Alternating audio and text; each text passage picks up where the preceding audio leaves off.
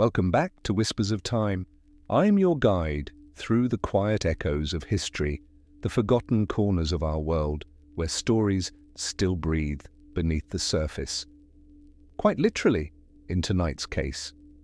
What we're about to explore lives in that still space between certainty and mystery.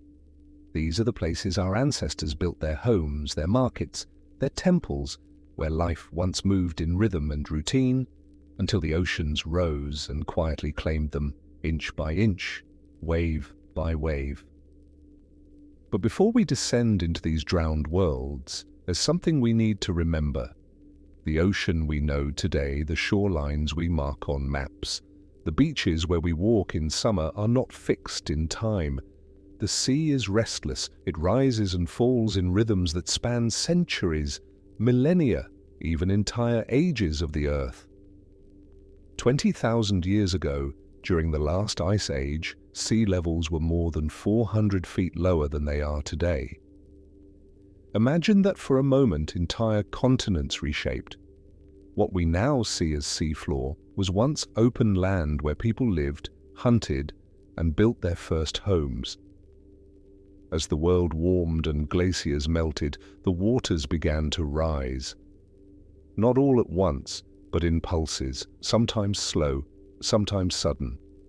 And with every surge, civilizations that had thrived along the coasts found themselves facing an enemy. They could never conquer an enemy made of salt water and time. Some fled inland, leaving behind the ruins of their lives. Others adapted, building walls, canals, and temples that could withstand the sea's reach. And some vanished so completely that their existence slipped into legend, stories told around fires, dismissed as myth, until archaeology proved they were real. What makes these lost civilizations so haunting isn't only their disappearance, it's what they reveal about us. About resilience, about adaptation, about the unbroken thread that has always tied humanity to the water's edge. Tonight, we'll follow that thread across time and tide. From the sunken harbors of the Mediterranean to the mysterious ruins beneath the Indian Ocean, from the Black Sea's ancient flood to the submerged plateaus of the Pacific. Each one a world swallowed, preserved, and waiting to be rediscovered. So, let us begin our descent. The waters are calm tonight, the world above is fading, and there is much to see in the darkness below. Before we can truly understand the cities that the oceans claimed, we must first understand the mechanism of their claiming. How does the sea level rise? What causes it to fluctuate over such vast spans of time? And how do we measure what was when all we have left are fragments and hypotheses? The answer begins, paradoxically, with ice, specifically with the weight of it. Imagine standing on a beach 20,000 years ago, though you would not recognize it as such. The landscape before you would seem alien. Where sandy shores exist today, you might see vast plains of glacial sediment, stretches of exposed continental shelf that extend far beyond the modern horizon. The climate is cold, brutally cold. The northern ice sheets in places like what is now Canada and Scandinavia are so massive that they depress the Earth's crust under their weight. The sea level, by contrast, is 400, sometimes 500 feet lower than today. All that water is locked up in ice, stored in massive glacial complexes that sprawl across continents. This is the last glacial maximum, occurring roughly 23,000 to 18,000 years ago, depending on which latitude and which ice sheet you examine. It represents the peak of the last ice age, the moment when ice covered the greatest area and held the most water. Then gradually at first, the climate begins to shift.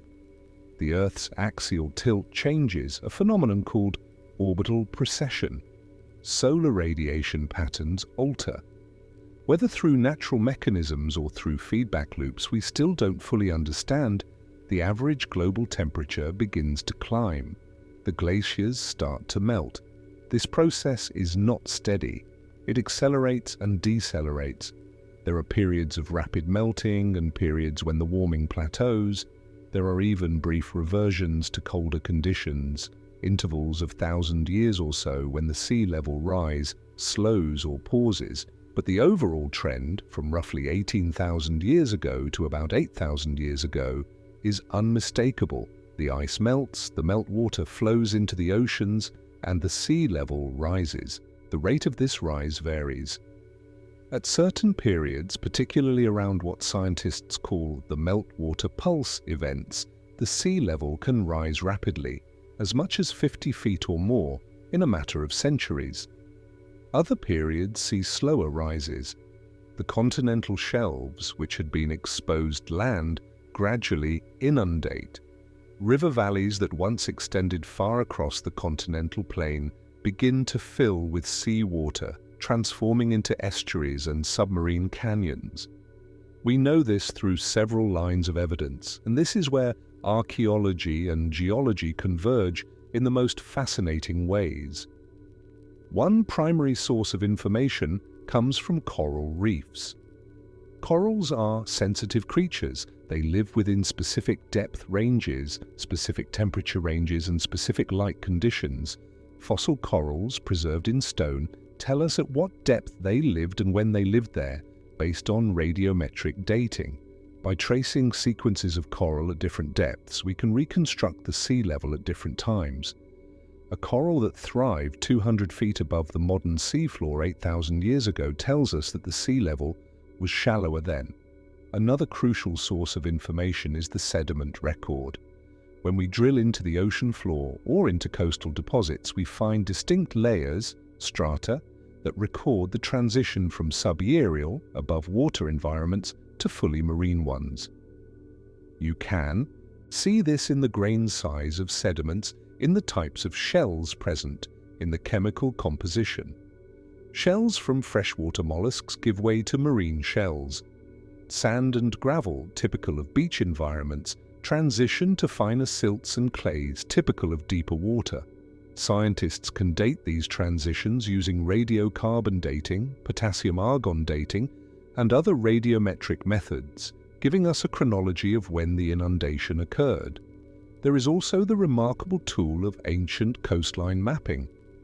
When the sea level was lower, it created different depositional patterns.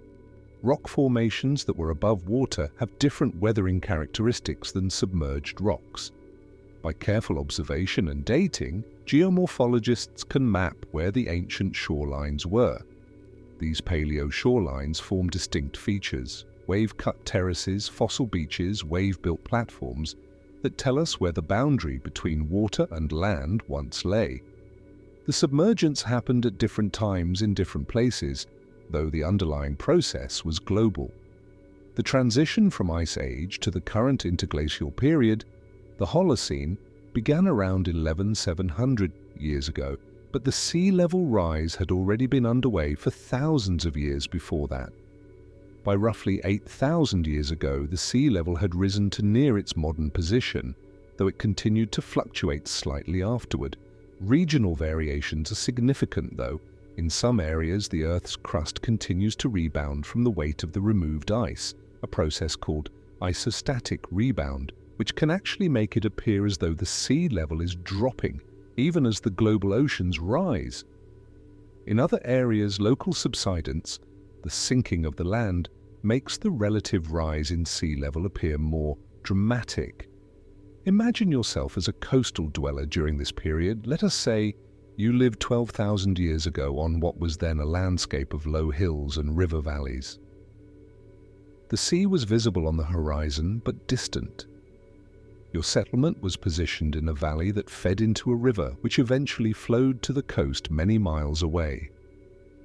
You could walk there in a day or two, and when you did, you found a broad coastal plain with river channels, marshes, and rich ecosystems supporting abundant wildlife. You return to your settlement. Years pass. Your grandchildren grow up.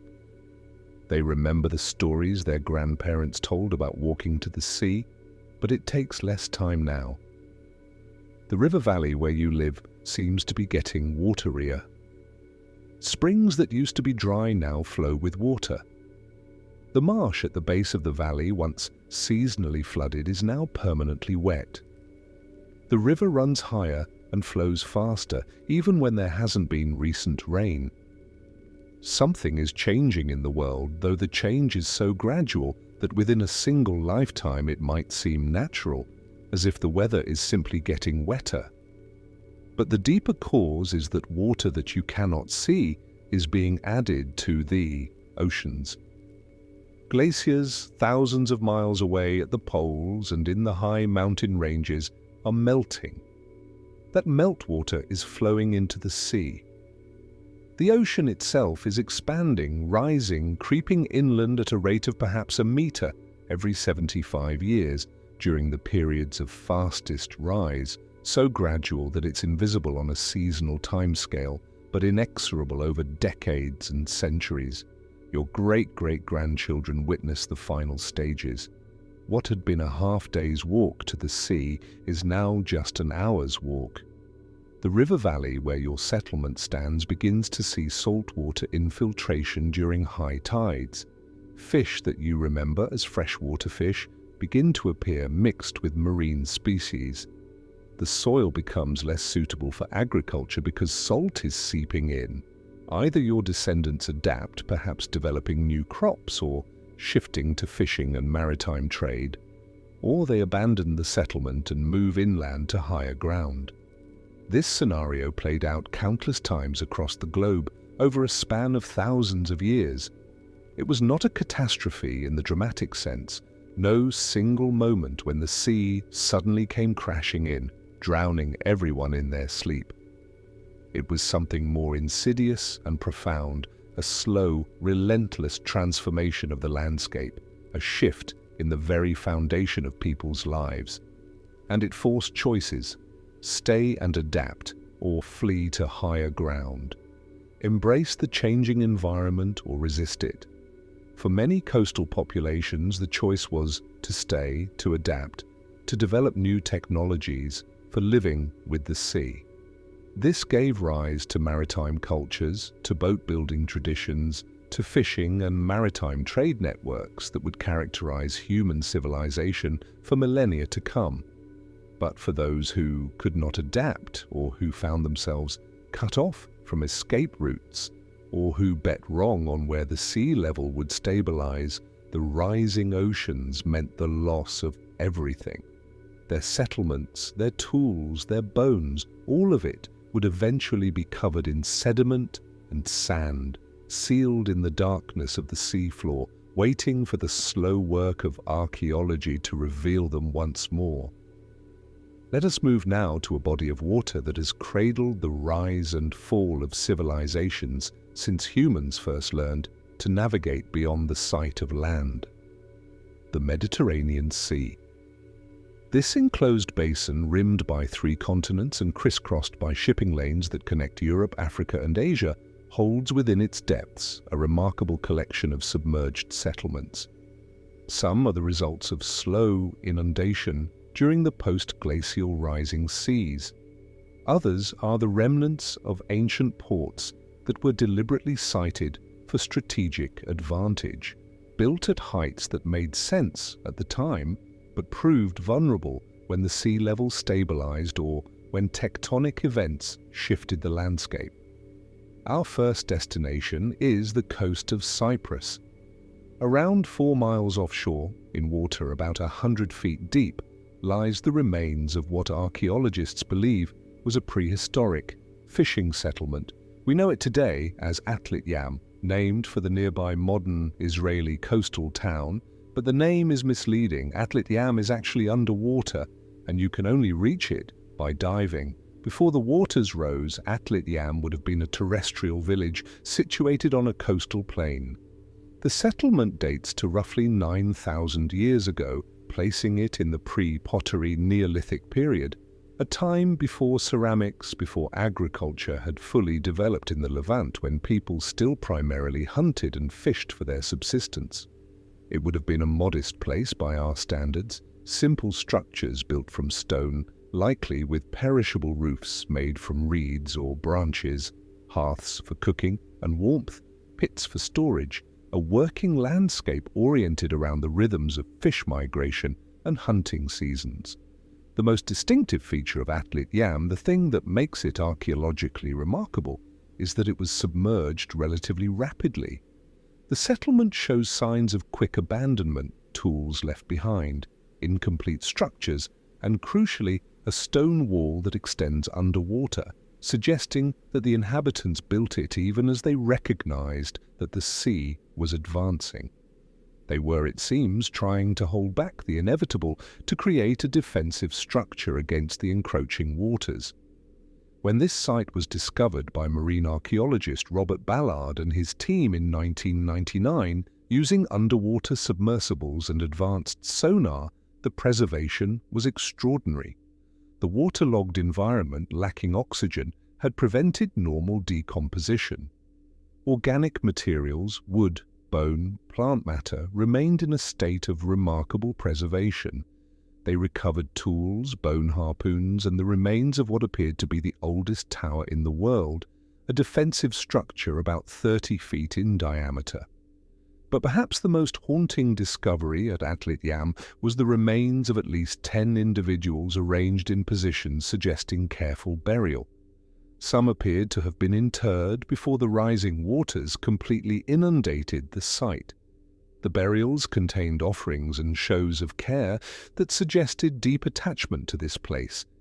Even as it was being lost to the sea, the people of Atlit Yam took time to honor and properly bury their dead. Why did they stay as long as they did? Why not simply migrate inland before the waters rose? The answer likely lies in the richness of the marine resources. The Mediterranean coast, particularly near river mouths, provides abundant fish. The sea itself offers easy transport between distant settlements. These advantages for the people of Atlit Yam apparently outweighed the risks, but eventually the decision was made for them. The waters rose beyond what they could manage and the settlement was abandoned. Let us move forward in time now to a period when the sea level had largely stabilized, when cities rose to prominence, not because they were desperately clinging to a drowning coastal plain, but because they had been deliberately positioned to become great mercantile emporia.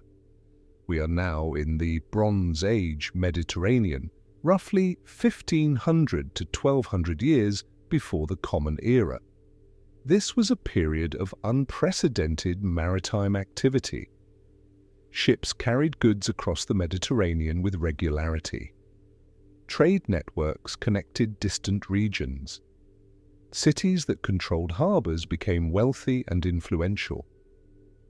The city of Ugarit, located on the Syrian coast near what is now the border between Syria and Turkey, was one of the greatest trading centers of the Mediterranean world. Unlike the simple fishing village of Atlit Yam, Ugarit was a cosmopolitan metropolis. It had direct connections to Egypt, to the south, to the Hittite Empire in Anatolia, to the north, to distant lands across the sea to the west. The harbor was naturally protected by coastal geography and strategically positioned at a point where land and maritime trade routes converged. Merchants from various cultures lived there year-round, conducting business in multiple languages. Archaeological evidence suggests that Ugaritic merchants had trading relationships extending from the Aegean Islands to Mesopotamia, from Egypt to the northern reaches of the Mediterranean. And then, around 1200 BCE, something catastrophic happened. A tidal wave, likely triggered by an earthquake, possibly the same seismic event that affected other eastern Mediterranean cities at this time, struck the city with tremendous force. The harbor was destroyed. The protective breakwaters that merchants had relied upon for generations were shattered. The settlement was damaged severely. Simultaneously, the broader Mediterranean world was experiencing what historians call the Bronze Age collapse, a period of upheaval involving invasions, migrations, the disruption of trade networks, and the collapse of several major civilizations, including the Mycenaean Greeks, the Hittites, and others. The causes of this broader collapse remain debated among historians and archaeologists: climate change, famine, migrations of sea peoples, tectonic and volcanic activity, but the result is clear. Ugarit, already damaged by the tidal wave, never fully recovered. The site was abandoned and gradually buried beneath meters of sediment. For over 3,000 years, the sunken harbour of Ugarit remained hidden, sealed beneath the accumulation of centuries. Modern excavations beginning in the 19th century and continuing into recent decades have revealed extraordinary layers upon layers of ash, debris and destruction. At certain levels, archaeologists found what appeared to be the remains of a market or bazaar frozen in time. Overturned pottery vessels, scattered goods, items that appeared to have been dropped in haste as people fled. The waterfront showed unmistakable signs of catastrophic damage. Boulders displaced from their original positions, structures shattered and collapsed, a thick layer of silt deposited across everything by the force of the tidal wave. But the site was not entirely underwater in the modern sense. Rather, the sea had risen slightly from where it had been in the Bronze Age, and the settlement was now positioned such that it was regularly flooded during storms and high tides, making permanent habitation untenable. In essence, it was caught in a liminal zone, no longer fully habitable by a settled population, but not so deeply submerged that it was entirely inaccessible. The location that had been so advantageous during the Bronze Age, positioned right at the harbour's edge for easy access to maritime trade, became a liability in the post-collapse period. The damaged harbour could not be fully repaired, and subsequent occupants, if any attempted to resettle, found the site increasingly difficult to inhabit. Today, portions of Ugarit's harbour can still be seen from the surface, and underwater archaeological work continues to reveal new details about how this city functioned and how it fell. The pottery tells a story of extraordinary cosmopolitan trade, Egyptian vessels from the New Kingdom period, Mycenaean Greek ware showing connections to the Aegean world, Hittite imports from Anatolia, Cypriot pottery. The tools and weapons show sophisticated metallurgy. The seals and written records in Ugaritic script, an alphabetic writing system that was an early ancestor of modern alphabets, reveal administrative sophistication and bureaucratic complexity. Trade records inscribed on clay tablets describe shipments of goods, prices paid, merchants' names. And then all of it stopped. The tidal wave interrupted everything. There is another famous Mediterranean site that we must visit, one that exists in a state of greater preservation precisely because it fell victim to a catastrophe that happened very quickly in a moment, transforming a thriving place into an instant frozen in time. Herculaneum, buried along with Pompeii by the eruption of Mount Vesuvius in 79 CE, has a special relationship with water. While Pompeii was buried under ash and pumice, Herculaneum was partially buried underwater. The pyroclastic flows from Vesuvius were so intensely hot and so densely packed with volcanic material that when they reached the coast, they actually boiled away the seawater in an immense thermal shock. People sheltering in the beachside houses and caves of Herculaneum were instantly killed by the heat. Then, as the pyroclastic flow cooled and the water flowed back, it mixed with the volcanic material, creating a thick mud that hardened into rock. This process preserved Herculaneum in extraordinary detail. Wooden beams, entire rooms with their contents intact, the shapes of people, not as we often see in Pompeii, as hollow plaster casts, but in this case as actual carbonized remains, their bodies outlined in ash. In recent years, the excavation of the beachside chambers where people had fled for shelter has been particularly poignant. You can see the arrangements of their bodies, the desperate final moments. Some appear to have been hugging children. Others lay near doorways, apparently trying to escape. Still others were found in poses suggesting that the heat had struck them so quickly that their muscles had contracted in what's called the pugilistic stance. But here is what is particularly relevant to our discussion of submerged civilizations. Modern Herculaneum sits several meters higher than the ancient harbor level. The volcanic material actually built up the coastline. And yet, parts of ancient Herculaneum now lie beneath the modern street level and are periodically waterlogged. The groundwater infiltrating from below keeps these lower levels perpetually damp, maintaining conditions of remarkable preservation but making excavation and study challenging. The Mediterranean holds thousands of other submerged sites, underwater cities along the Greek islands, Roman harbor structures, Bronze Age shipwrecks with entire cargoes intact. Each one tells a story of trade, connection, and ultimately loss. Some were lost gradually over centuries as the sea rose and changed the patterns of settlement. Others were lost suddenly, destroyed by earthquakes, tidal waves, or volcanic events. But collectively they speak to a truth about human civilization. For as long as we have existed as complex societies, we have been drawn to the coast. We have built our great cities there, developed our trade networks, created the foundations of our cultures, and we have paid the price for that choice again and again when the sea, that great, restless, powerful force, reminded us that we do not truly control the land at the edge of water. If the Mediterranean was the cradle of Western civilization, a contained sea where one could almost imagine sailing across it and encountering familiar shores on the other side, the Indian Ocean was something far vaster and more mysterious. It is the third largest ocean on Earth, spanning from Africa to India to Southeast Asia to the Pacific. For millennia, it was dominated by the monsoon winds, predictable seasonal reversals of wind direction that made long-distance maritime travel possible for those who understood the rhythms of the ocean. The monsoon essentially made the Indian Ocean into a highway of spice and silk.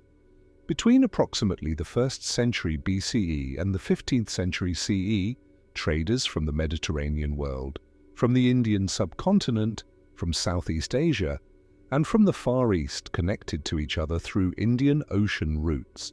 Merchants would sail from Egypt or the Red Sea across the Arabian Sea, following the monsoon winds to India. From India, they would distribute goods to Southeast Asian ports, where they would be further distributed to China. The reverse journey, bringing silk and porcelain and tea westward, followed the opposite monsoon pattern, usually several months later in the year. But the Indian Ocean, for all its importance to global trade, is perhaps less well studied archaeologically than the Mediterranean. The challenging conditions, deep water, strong currents, tropical storms, make underwater work difficult and dangerous.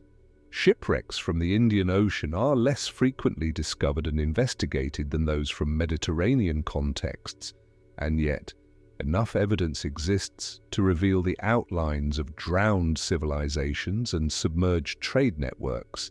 Let us begin with Dola Vera, a remarkable site on Kutch, an island region that juts into the Arabian Sea from the northwestern coast of India. Dola Vera was an urban center of the Indus Valley civilization, a sophisticated culture that flourished in the 3rd millennium BCE, roughly contemporary with the early dynasties of Egypt and the cities of Mesopotamia. The Indus Valley civilization, also called the Harappan civilization, developed complex urban planning, standardized weights and measures, and a written script that remains only partially deciphered.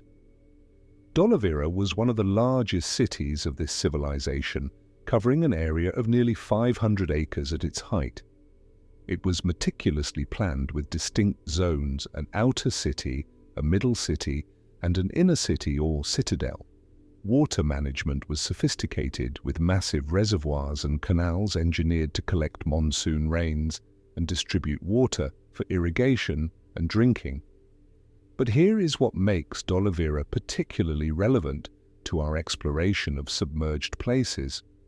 Archaeological evidence suggests that Dolavira, like other Indus Valley settlements, was impacted by changing sea levels. The site is located on what is essentially a coastal plain that was partially inundated as the post-glacial sea levels rose to their modern positions. The earliest occupation of Dolavira dates to roughly 2700 BCE, a time when the coastline was somewhat different than it is today. Over the centuries of Dolavira's occupation, the configuration of water bodies in the region changed. What had been dry land could become marshy. Trade routes shifted as the coastline altered. Eventually, after about 1,000 years of occupation, the city was abandoned, likely due to a combination of factors including climate change, shifts in monsoon patterns that affected agriculture and water availability, and possibly the relative rise in sea level that made settlement increasingly precarious. Today, while Dolavira is not underwater, the surrounding region shows clear signs of post-glacial submergence. Islands that were once connected to the mainland are now separated by seawater.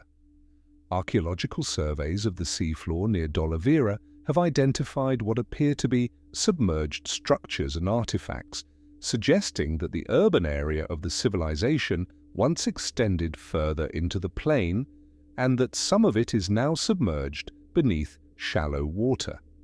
The most fascinating aspect of Dolavira for our purposes is what it tells us about adaptation to changing conditions. The Indus Valley cities were incredibly sophisticated in their engineering and planning. They had not developed this sophistication by accident, but by responding to environmental challenges.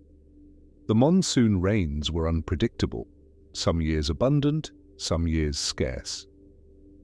The Indus Valley peoples invested enormous effort in water management precisely because they understood that water was the key to survival in this environment.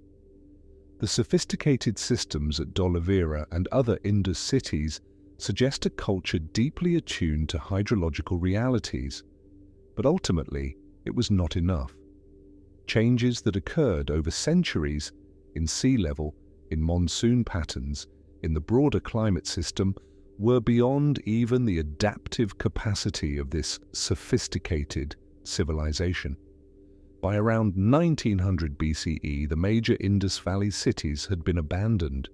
The civilization did not vanish instantly, rather, it dispersed. Populations moved east along the Ganges River, south into the Deccan Peninsula, adapting to new environments and developing new ways of life.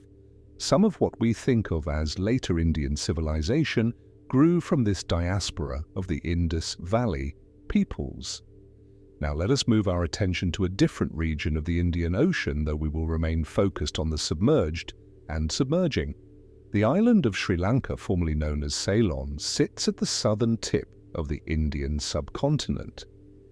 It has been a crucial node in Indian Ocean trade networks for millennia, and its ports have been instrumental in maritime commerce.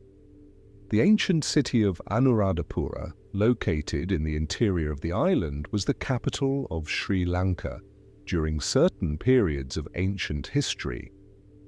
While not itself submerged, Anuradhapura has connections to water that are relevant to our discussion. The city was built beside the Amalagiriwewa Reservoir, a massive artificial lake created by damming the Tisamaharama River. This water body was central to the city's existence. It provided drinking water, irrigation for agriculture, and a defensive moat of sorts.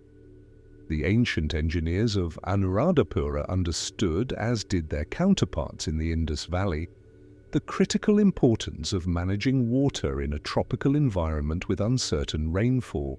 But what is more directly relevant to our exploration is the evidence of submerged harbours and coastal settlements around Sri Lanka. The island was a major port of call for ships following the Indian Ocean monsoon routes.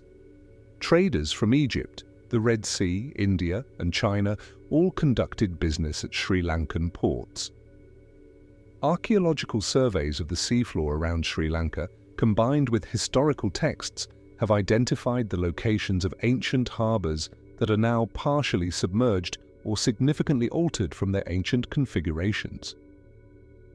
One particularly significant site is Mantai, located on the northwestern coast of Sri Lanka, near the modern town of Mannar.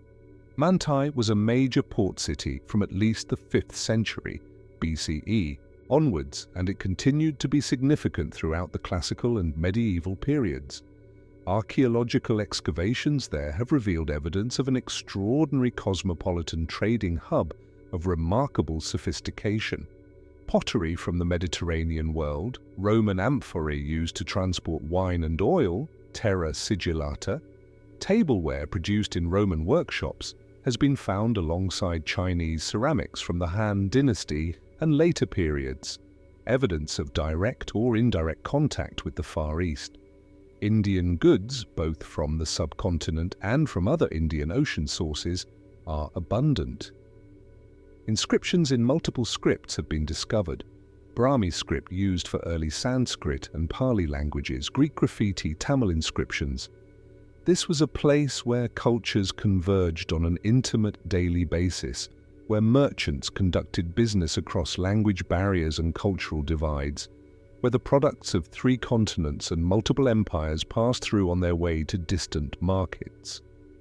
What is particularly striking about Mantai is that portions of it now lie beneath the surface of the Indian Ocean. Rising sea levels, in combination with tectonic subsidence particular to this region, a phenomenon where the Earth's crust is gradually sinking due to deep geological processes, have transformed the ancient harbour. Where ships once docked at quays built by merchants and officials, where negotiators finalized deals over tea or wine, where sailors unloaded cargo and checked manifests, the seawater now flows. The ancient waterfront has been submerged. Marine archaeological teams, working in challenging tropical conditions, have attempted to map and document the submerged portions of Mantai using underwater survey techniques and diving. They have recovered artifacts from the seafloor, pottery shards, coins, inscriptions, fragments of the material world that merchants and residents left behind. Pieces of the ancient port have been brought back to the surface, allowing researchers and museums to reconstruct what this trading hub must have looked like in its heyday. But the majority of Mantai, the streets and buildings and residential quarters, remain underwater, sealed beneath the sediment and sand of centuries, accessible only to those willing to brave the depths. The story of the Indian Ocean's submerged cities is in many ways the story of adaptation, connection, and ultimately, the limits of human control over environmental forces. The monsoon winds brought traders together, created networks of commerce and culture that spanned continents. But those same monsoon patterns, when altered by climate change, when the sea levels rose or fell, when tectonic forces shifted the land, could destroy in a few years what it had taken centuries to build.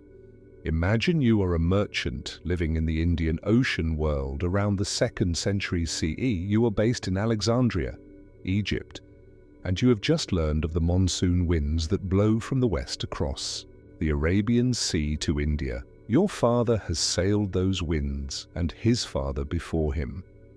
Each year, when the wind pattern shifts, you can sail to India and arrive after weeks, not months.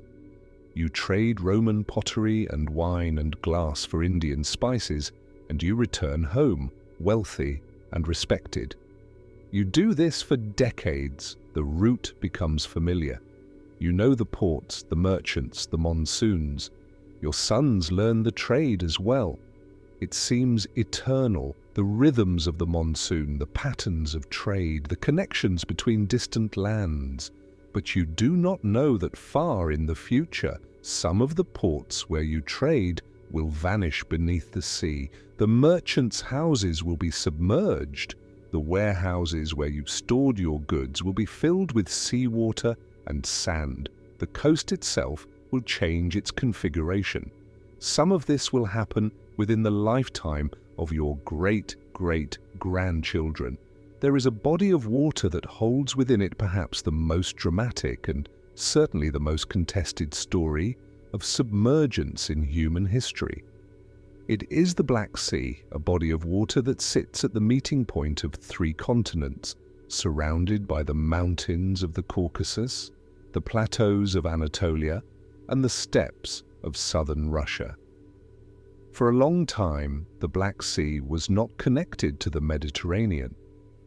During certain periods of Earth's history, particularly at the height of the last ice age, when sea levels globally were lower by hundreds of feet, the Mediterranean itself was a landlocked basin divided into separate water bodies. The Atlantic had not yet breached the Straits of Gibraltar in any significant way, and the Black Sea, located further east, was an entirely separate system, a brackish freshwater or low salinity lake rather than a true sea. But as the global sea levels rose with the melting of the glaciers, the Mediterranean began to fill. Eventually, water began to back up at what is now the narrow strait that separates Europe from Asia Minor, the Dardanelles, and the Bosphorus. And at some point, that water, with irresistible pressure behind it, breached the barrier. Seawater from the Mediterranean flooded into the Black Sea basin, which had hitherto been isolated and freshwater, or only slightly saline. This event is the subject of intense scientific debate. When did it happen? Over what period of time did the inundation occur? How rapid was it? And, crucially, were there human populations living around the Black Sea at the time, and if so, what was the impact on them? The so-called Black Sea deluge, or what some researchers call the Black Sea inundation event, is hypothesized to have occurred somewhere around 5600 BCE based on geological evidence. If this date is correct, it coincides with periods of significant climate change and environmental disruption that affected the early civilizations of Mesopotamia and Egypt. The geological evidence comes from core samples taken from the Black Sea floor, which show a clear transition from freshwater sediments to marine sediments. There is also evidence in sediment cores from the surrounding regions of a sudden change in environmental conditions around 5600 BCE. Some researchers have argued that this event would have been catastrophic, that it happened very rapidly, in a matter of months to a few years, and that seawater would have poured into the Black Sea basin with tremendous force, a phenomenon that some have called an inland tsunami. If this happened, and if there were human populations living around the Black Sea at the time, it would have been devastating. Archaeological evidence suggests that the Black Sea littoral was indeed inhabited by hunter-gatherers and early agricultural peoples during this period.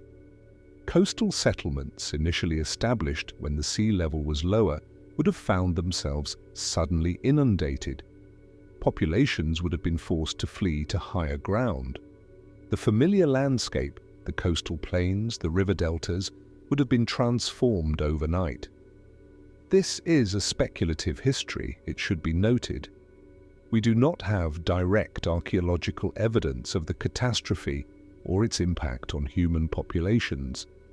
But the geological evidence is suggestive, and some archaeologists and geologists, notably William Ryan and Walter Pittman of Columbia University, have argued that this event was of such magnitude that it could well have inspired the flood stories that appear in ancient texts, the Epic of Gilgamesh, the story of Noah's Ark in the Bible, and similar deluge narratives that appear in cultures around the world. The hypothesis, in its most dramatic form, is this: populations living around the Black Sea and speaking Proto-Indo-European languages experienced or had knowledge of the catastrophic flooding event. When these populations later migrated, spreading their languages, their cultural practices, and their oral traditions across Europe and into Asia, they carried with them the memory of this cataclysm. Over generations of retelling, the story was mythologized and transformed. By the time it was written down in texts like the Epic of Gilgamesh, it had been embedded in a supernatural framework. The historical flood had become a divine judgment. This hypothesis has been both embraced and critiqued. Some researchers argue that the evidence for a rapid, catastrophic inundation is not as strong as Ryan and Pittman suggest, and that the Black Sea has seen multiple periods of level change and inundation over its history. Others note that while the Black Sea inundation was significant, it was a regional event, and there is no solid evidence connecting it to the Mesopotamian flood stories. Yet the possibility remains tantalizing. Whether or not the Black Sea deluge inspired the ancient flood myths, the geological fact is that significant portions of land around the Black Sea basin were submerged, and populations living there would have been affected. The archaeological challenge is that these submerged settlements, if they ever existed in the numbers suggested, are now beneath the waters of the Black Sea, in depths that make archaeological investigation extraordinarily difficult and dangerous. The Black Sea itself presents hazards unknown to Mediterranean archaeology. Below about 300 feet, the water becomes anoxic, devoid of oxygen. This creates both a challenge and an opportunity for archaeologists. The lack of oxygen prevents most of the organisms that normally decompose organic material. As a result, anything that ends up on the seafloor in these deep waters is preserved in a state of remarkable conservation. Wooden shipwrecks that would have been consumed by shipworms in shallower, oxygenated water remain intact on the Black Sea floor, their timbers and contents frozen in time. But reaching these depths requires advanced technology, specialized training, and significant funding. For a long time, after the hypothesis of the Black Sea deluge was proposed, most of the evidence remained circumstantial and geological. However, in recent years, marine archaeologists have begun to investigate the seafloor more directly. Submersibles and remotely operated vehicles have been deployed to explore the continental slope and the deeper basins. These investigations have revealed something remarkable: underwater structures on the Black Sea floor that appear to be human-made. In particular, researchers have identified what may be ancient harbour structures, walls, and other archaeological features at depths of several hundred meters. The interpretation of these features remains contested. Some archaeologists argue they are clearly artificial, while others suggest that natural geological processes could account for their appearance. But the very possibility that we might find evidence of submerged human settlements from the pre-flood Black Sea era is extraordinary. One particularly intriguing site is located off the coast of Bulgaria, where what appears to be a well-preserved ancient harbour has been identified on the seafloor. The structures show regularities and patterns that are difficult to explain as purely natural phenomena. If these are indeed human artifacts, they would represent some of the oldest known harbour works, predating by many centuries the famous harbours of the Mediterranean civilizations. The deeper significance of the Black Sea situation is this: it reminds us that vast tracts of human habitation and prehistory are now underwater, and we have only begun to develop the technology and the archaeological methods to investigate them properly. Thousands of years of human history, the lives of countless individuals, the rise and fall of communities, the development of technologies and trade networks occurred in coastal zones that are now submerged. We have direct evidence of only a tiny fraction of this vast legacy. If we journey westward now across the Atlantic, we arrive at a very different kind of underwater landscape. The Caribbean, a region of shallow seas, coral reefs, and tropical islands, presents a different picture of submergence than the Mediterranean or the Black Sea. Here, the processes are more complex, involving not only the post-glacial rise in sea level but also the dynamic geology of the Caribbean plate, the impact of hurricanes and storms, and the biological processes that build and reshape islands and reefs. The Caribbean, during the last glacial maximum, would have been significantly different from what it is today. The sea level was lower, and many of the modern islands were actually connected to larger land masses. The Bahamas, for instance, which today consist of numerous islands separated by channels of water, were once connected as a larger terrestrial platform. This platform was home to the Lucayan people, Arawakan-speaking peoples, who migrated to the Caribbean islands from South America perhaps around 500 BCE, though the exact dates and patterns of migration are still debated. The Lucayans developed a sophisticated adaptation to island life over the course of centuries. They became accomplished sailors and navigators, capable of traveling between islands in dugout canoes carved from large trees and sophisticated watercraft constructed using materials available in the island environment. They developed fishing techniques specific to the clear, shallow waters of the Caribbean, methods for trapping fish in weirs and nets, techniques for diving to collect shellfish, knowledge of fish behavior, and seasonal patterns. And they established settlements on islands and in coastal zones, building on terrain that, while not flooded by the post-glacial sea level rise, was nevertheless vulnerable to sea level changes and the periodic storm surge that accompanied Atlantic hurricanes. The evidence we have of Lucayan settlements comes from archaeological sites on the modern islands, but the question naturally arises: how many Lucayan sites and how many sites of other pre-Columbian peoples now lie underwater? How many settlements were established on coastal plains that are now submerged beneath the shallow waters of the Caribbean? The answer is likely many. Underwater archaeology in the Caribbean has revealed submerged middens, accumulations of discarded shells, bones, and other food, remains that testify to intensive fishing and gathering. These middens, found at depths of up to 60 feet in some locations, show the same pattern we have seen elsewhere. Evidence of human habitation in zones that were above water during lower sea level periods, now inundated by the rising oceans. One particularly significant site is off the coast of Belize, in a region known as the Snail Site, named for the abundant shells of snails found in the deposits. Here, at depths of about 60 feet, archaeologists have documented what appear to be the remains of a pre-Columbian settlement of considerable age and sophistication. The site contains what may be house structures arranged in patterns suggesting intentional spatial organization, refuse deposits showing the accumulated food remains and discarded items of daily life, and other features consistent with sustained human occupation.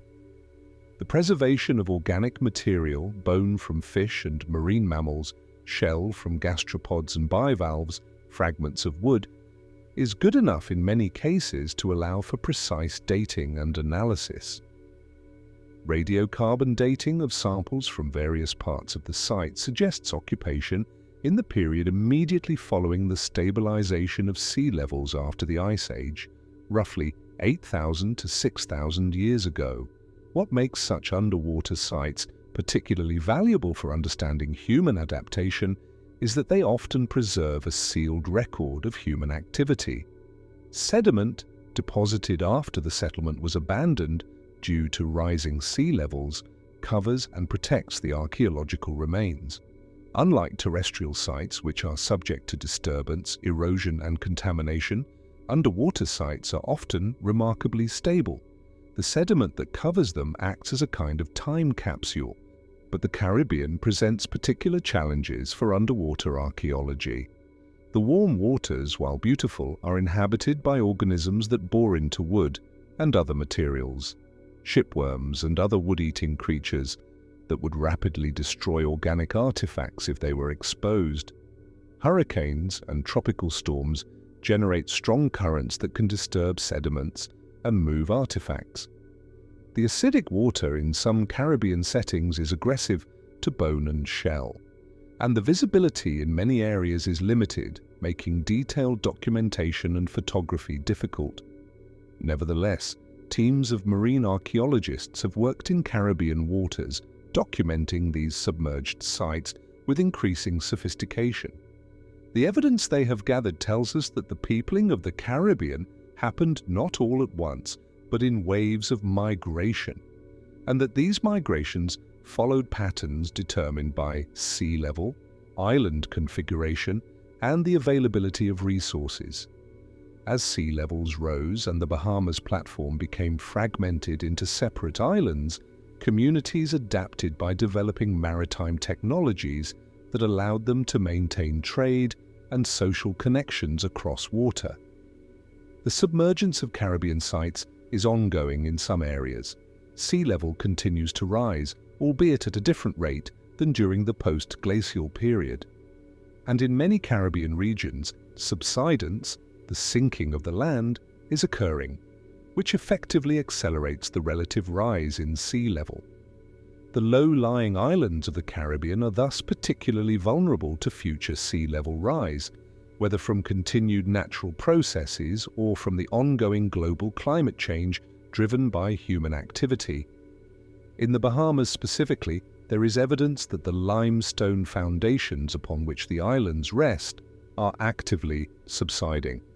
This means that what appears to be stable ground today might be significantly lower and more vulnerable to flooding 1,000 years from now. The ancient Lucayans would have had no way of predicting this, but they chose to live in a region that was inherently unstable, vulnerable to both the slow march of sea level change and the dramatic impacts of individual hurricanes. When the Europeans arrived in the Caribbean in 1492, the Lucayan civilization had been established there for over 1,000 years, but within a few decades of contact, the Lucayans were exterminated through a combination of enslavement, disease, and warfare.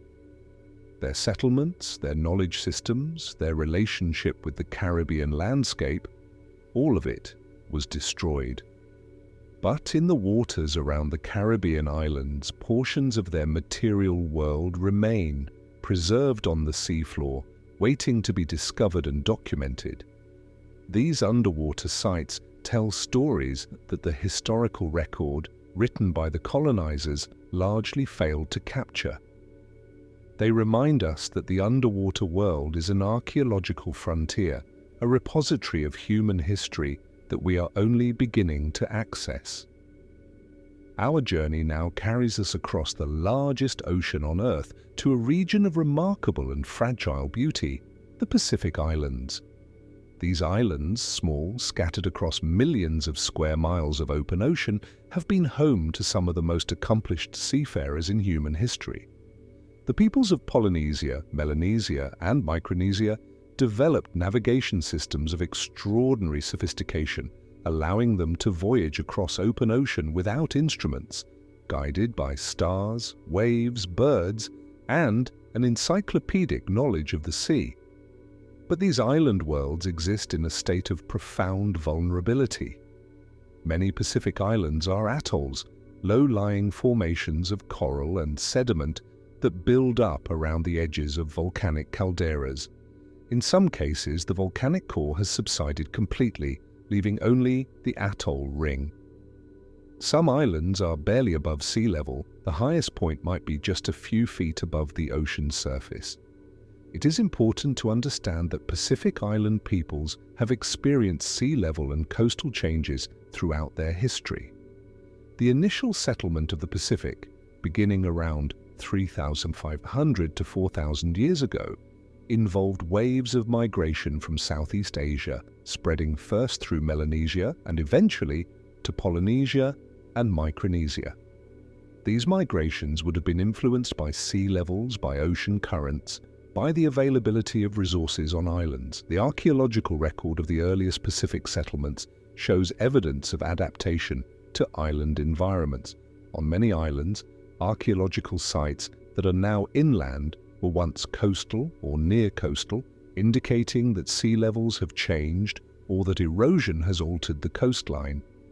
On some islands, submerged archaeological sites have been identified. Middens and settlement remains in shallow water that testify to occupation when the shoreline was in a different position. One particularly significant example comes from the island of Rapa Nui, more commonly known as Easter Island, located in the far eastern reaches of Polynesia, thousands of miles from the nearest other significant landmass. Rapa Nui is perhaps most famous for its monumental stone statues, the moai, which have fascinated archaeologists and the public for centuries. But what is less widely known is that Rapa Nui also has submerged archaeological sites. The earliest settlement of Rapa Nui, based on current archaeological evidence, occurred around 1200 CE, making it one of the last major island groups to be settled by Polynesians. The people who arrived there in double-hulled canoes after voyaging across thousands of miles of open ocean encountered an island environment that was quite productive. The waters around the island supported abundant fish. The terrestrial ecology, though distinct from most other Pacific islands due to the island's high latitude and cooler waters, provided resources for settlement. Over the following centuries, the population of Rapa Nui grew, and the society developed one of the most distinctive cultural complexes in the Pacific, the monumental moai statues and the sophisticated ritual systems associated with them. But this development took place against a backdrop of gradual environmental change. Sea levels around Rapa Nui, influenced by both global processes and local tectonic activity, have fluctuated over the island's human history. Archaeological surveys have identified submerged stone structures and artifacts on the seafloor around the island, suggesting that settlement extended to coastal areas that are now underwater or partially submerged. The submergence at Rapa Nui is subtle compared to some other locations. Not a dramatic inundation, but a gradual alteration of the shoreline as the sea rose and fell. Nevertheless, it represents yet another example of how human settlements in coastal zones have had to adapt to changing water levels. The moai, standing on the island's slopes, appear permanent and unchanging. But the world around them, the shoreline, the location of settlements, the distribution of resources, has been fluid and changing throughout the human occupation of the island. More immediately threatened than Rapa Nui are the low-lying atoll nations and territories of the Pacific. Places like Tuvalu, Kiribati, and the Marshall Islands face existential threats from rising sea levels. These are not ancient submergences we are discussing, but contemporary and future ones. Nevertheless, they are archaeologically significant because they will obliterate not only modern settlements but also the submerged archaeological record of earlier occupations. Kiribati, an atoll nation consisting of more than 30 islands and atolls spread across roughly 2 million square miles of ocean, sits barely above sea level in most places. The highest point in Kiribati is less than 10 feet above sea level, a sobering detail when one considers the implications of rising seas. The people of Kiribati, the Gilbertais, have lived in this environment for at least 2,000 years, some research suggesting settlement may go back 3,000 years or more. During that vast span of time, they have developed sophisticated adaptations to life on small, low-lying islands. They have created complex social structures based on kinship and leadership. They have developed navigation systems of extraordinary sophistication, allowing them to voyage between islands and maintain cultural connections across water. They have developed resource management practices carefully calibrated to the limited carrying capacity of small islands. Agriculture in limited spaces, fishing in abundance, but with practices designed to maintain sustainability, the preservation of coconuts and other resources for times of scarcity, but with rising sea levels currently increasing at rates of roughly 1/8 of an inch per year in some parts of the Pacific and accelerating, the very existence of Kiribati as a nation is threatened. Within this century, significant portions of Kiribati may be permanently inundated. The people are already beginning to contemplate migration to other nations, leaving behind their ancestral lands. This is not merely a historical concern, it is an ongoing present-day process of cultural and archaeological loss. The archaeological record of Kiribati, including submerged sites from earlier periods of lower sea levels, will be obliterated. The oral histories and knowledge systems of the Gilbertese people, which are tied to specific places and features of the landscape, will lose their reference. The Pacific Islands present a poignant window into the relationship between human societies and rising seas. For thousands of years, Pacific peoples successfully adapted to and thrived in island environments. They developed sophisticated navigation systems that allowed them to explore and populate an area of the Pacific larger than any other ocean. They created diverse cultures, each adapted to the specific characteristics of their islands. And throughout all of this, they dealt with the reality of living in environments vulnerable to sea level change. What they could not adapt to, or rather what they face now with unprecedented urgency, is the rapidity of contemporary sea level rise, which is driven by human-caused climate change and represents a rate of change far faster than natural historical processes. The submerged archaeological sites of the Pacific, the vestiges of earlier occupations of islands now underwater, will be joined in coming centuries by the contemporary settlements of places like Kiribati, submerged and abandoned, their histories preserved only in digital records and the memories of diaspora communities living elsewhere. Thus far, our exploration has focused largely on the slow, relentless process of sea level rise following the end of the Ice Age. But submergence is not always a gradual process. Some of the world's drowned cities met their fate suddenly through tectonic events, earthquakes, and the subsidence of land that can happen in seconds or minutes rather than over millennia. The Mediterranean world provides several striking examples of this phenomenon. Let us consider the city of Caesarea Maritima, built by Herod the Great in the 1st century BCE on the coast of what is now Israel. Caesarea was an extraordinary achievement of ancient engineering. Herod constructed a harbour entirely from scratch, building massive underwater foundations, creating breakwaters and harbour basins, and establishing a city that quickly became one of the most important ports in the eastern Mediterranean. Caesarea remained important for centuries after Herod's time. It served as the capital of Roman Palestine for several centuries. It was a center of learning and early Christianity. The church father Jerome visited there, and Eusebius, a Christian historian, lived there. The city had temples, markets, theaters, and residential quarters. It was a thriving cosmopolitan center, a meeting point of cultures and trade networks, and then, around 749 CE, an earthquake struck. The magnitude and precise effects of this earthquake are debated, but its impact on Caesarea was devastating. Portions of the city were destroyed. The harbour, that carefully engineered feat of Herodian engineering, was damaged severely.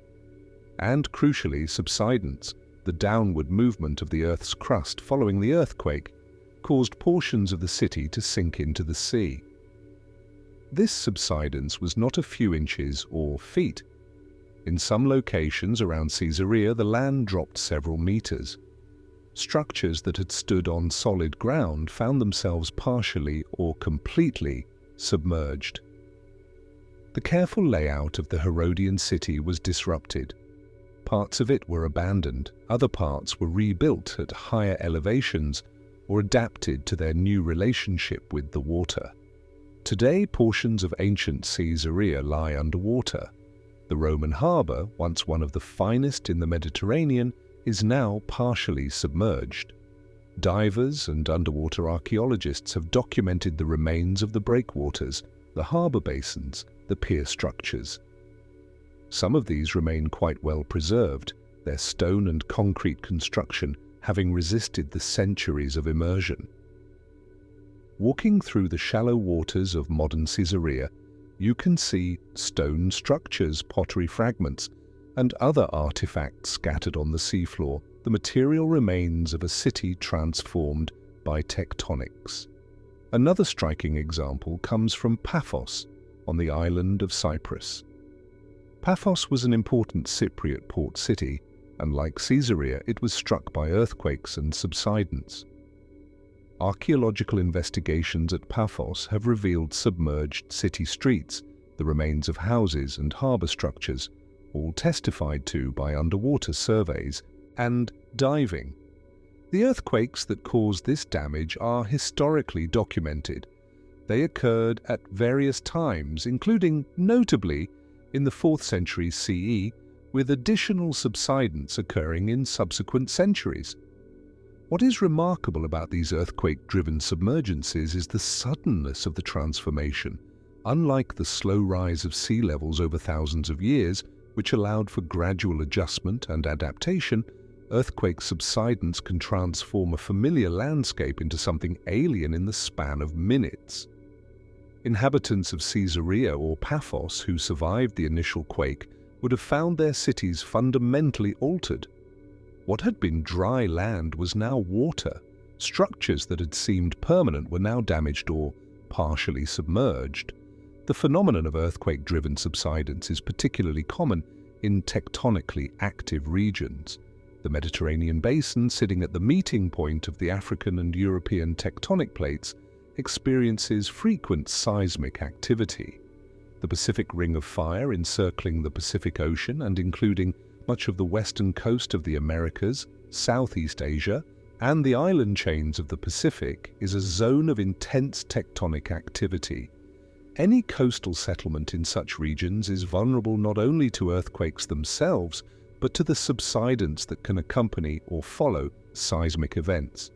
In Japan, a nation situated in one of the world's most tectonically active zones, there are numerous examples of coastal towns and villages that have been partially or completely submerged due to earthquakes and subsidence. Some of these submergences are relatively recent. After the Great Kanto earthquake of 1923, portions of the Tokyo Bay coast subsided, and in some places, areas that had been dry land became permanently or semi-permanently flooded. The damage was not from the earthquake itself, but from the resulting subsidence and the inundation it brought. Moving to the western coast of North America, we find evidence of tremendous earthquakes in the geological record that suggest massive subsidence events. The Cascadia subduction zone, extending from Northern California to British Columbia, is capable of producing magnitude 9+ earthquakes. The last such earthquake occurred in January of 1700, as determined by geophysical evidence combined with historical records of tsunami damage in Japan. The tsunami from the Cascadia earthquake traveled across the Pacific and was documented by Japanese records.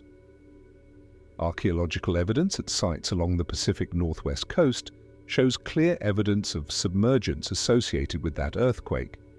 The boundaries between terrestrial deposits and marine deposits show abrupt transitions indicating sudden subsidence. Native American peoples living along the Cascadia coast at the time of the 1700 earthquake would have experienced a cataclysm. In a single day or over a few hours, land that had supported their villages would have subsided, in some places by several feet. Low-lying settlements would have become inundated. Cultivated areas and resource zones would have been transformed. The survivors would have had to adapt quickly, moving to higher ground, developing new strategies for obtaining food and maintaining their way of life in a radically altered landscape. The archaeological evidence for such events comes from the careful study of stratigraphy, the layers of sediment and soil that accumulate over time. When subsidence occurs, it creates a distinctive stratum. The boundary between pre-earthquake deposits and post-earthquake deposits is often abrupt and marked by particular characteristics. Vegetation that had grown on land is suddenly buried under marine sediments. Tree stumps, still rooted in place, show the sudden transition from a terrestrial to a marine environment. The most dramatic example of this comes from the Neskowin ghost forest on the Oregon coast. In this location, a ghost forest of tree stumps, the remains of ancient Sitka spruce and hemlock trees, extends into the ocean. While the Neskowin ghost forest stumps themselves are approximately 2,000 years old according to carbon dating, they provide evidence of the same type of tectonic subsidence process. Similar ghost forests along the Pacific Northwest coast, notably in Washington's Copalis River area and elsewhere, preserved trees that were killed by the 1700 Cascadia earthquake. They were buried in mud and, because of the anaerobic conditions, were preserved. The tree rings of these more recent specimens, dated using dendrochronology, the precise counting and matching of tree ring patterns, show that the trees were alive in 1699, but did not produce rings after the 1700 growing season, pinpointing their death to the time of the earthquake. Over 300 years later, they remain visible on beaches and in coastal deposits, a haunting reminder of the landscape transformation that occurred. The cultural and human impact of such sudden submergences must have been profound, though we have only fragmentary evidence. Settlements that had been established in favorable locations, near river mouths on coastal plains where resources were abundant, could become untenable overnight. People would have had to migrate to find new lands. Knowledge systems based on the familiar landscape would have become obsolete. Stories would have been told about the day the earth shook and the sea rose, stories that were passed down through generations and in some cases became embedded in mythological or historical traditions. We have now visited numerous submerged and submerging civilizations across the world. We have seen how they were drowned by rising seas, by earthquakes, by tectonic processes beyond human comprehension or control. But before we conclude our journey, we should pause and consider how we know what we know. How do archaeologists discover underwater sites? What tools and methods allow us to read the secrets written in the sediment on the ocean floor? The history of underwater archaeology is remarkably recent. While divers have long been aware of submerged ruins, there are historical accounts of diving bells being used to recover artifacts from shipwrecks in the 18th century. Systematic, scientific underwater archaeology only began in the latter part of the 20th century. The development of scuba equipment in the 1940s and 1950s was transformative, allowing archaeologists to remain underwater for extended periods and to conduct systematic excavations. One of the pioneers of underwater archaeology was George Bass, an American archaeologist who, beginning in the 1960s, developed systematic methods for underwater excavation. He worked at sites including Cape Gelidonia in Turkey, where a Bronze Age shipwreck was excavated, revealing details about ancient maritime trade. The methods he developed, careful documentation, the use of grids and datum points, the creation of photographic records, were adapted from terrestrial archaeology but modified for the challenges of working underwater. The first underwater sites that attracted serious archaeological attention were shipwrecks. A sunken ship, even if centuries old, is a compact archaeological site, and if well preserved, it can contain an enormous amount of information.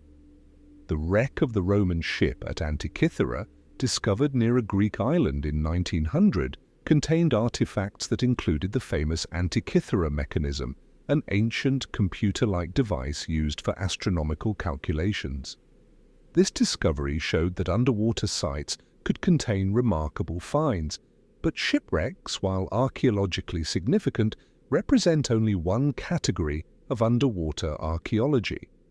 Over time, archaeologists began to explore submerged settlements, submerged harbors, and submerged landscape features. This required different methodologies.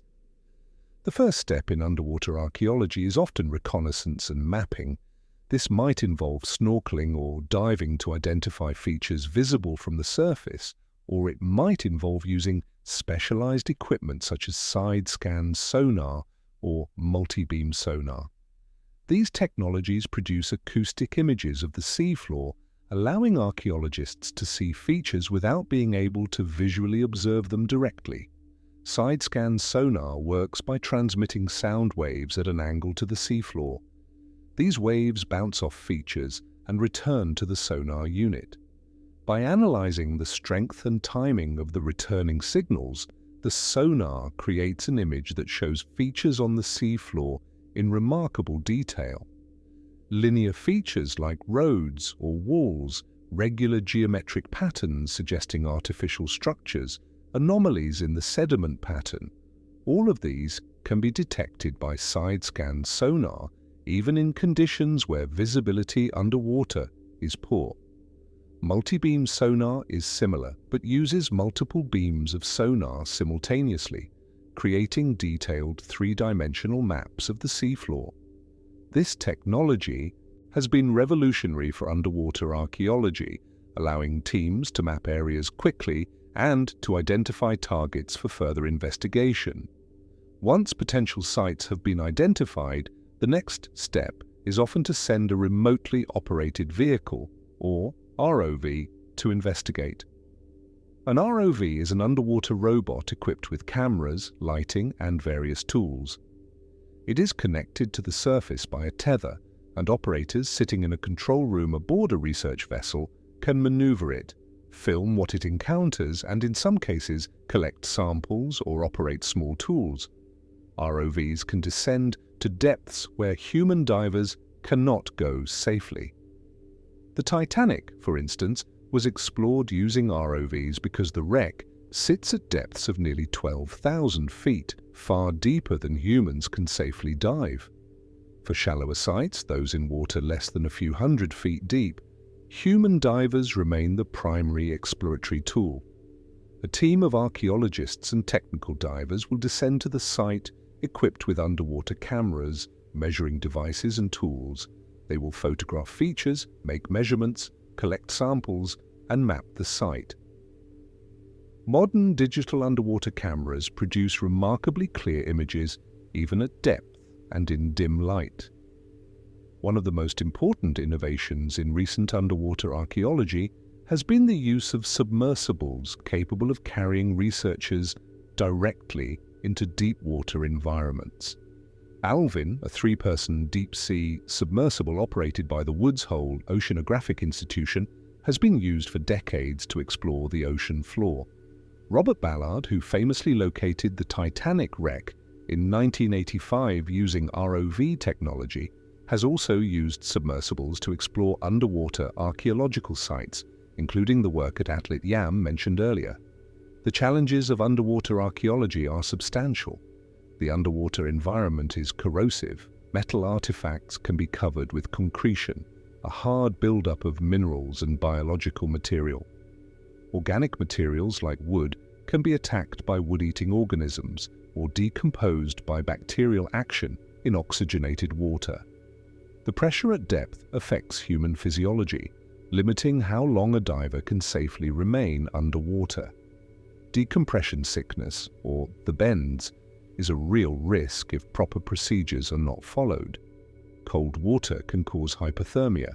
Currents can be strong and hazardous. Visibility is often limited, making detailed observation and photography difficult.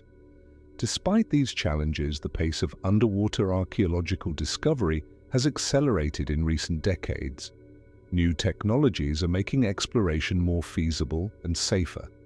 Autonomous underwater vehicles, AUVs, equipped with sensors and cameras, can now explore underwater sites, mapping and documenting them without the need for human divers to be present. Artificial intelligence and machine learning are being applied to the analysis of seafloor imagery, helping to identify potential archaeological features.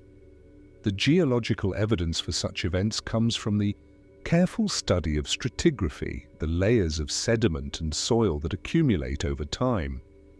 When subsidence occurs, it creates a distinctive stratum. The boundary between pre-earthquake deposits and post-earthquake deposits is often abrupt and marked by particular characteristics. Vegetation that had grown on land is suddenly buried under marine sediments. Tree stumps, still rooted in place, show the sudden transition from a terrestrial to a marine environment.